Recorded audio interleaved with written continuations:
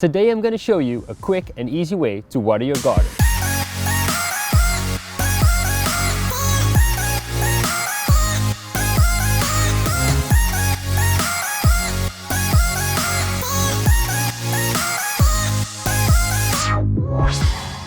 Hey guys, and what's going on? Welcome to the Farm Dream. My name is Raymond and today I'm going to help you with watering your garden.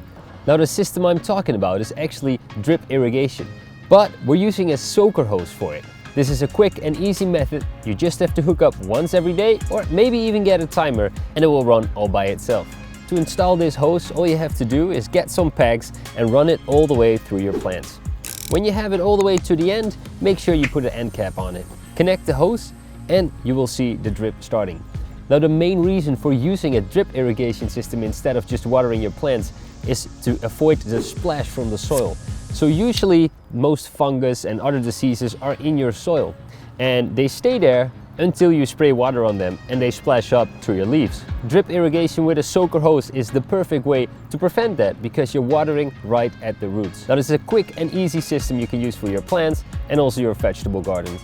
I used it here for my outside border where I'm just planting some plants and a few blueberries. Now this was a quick and easy video on how you can set up a drip irrigation system quite on a budget really, because with soaker hose will set you back only like 10 to 20 bucks.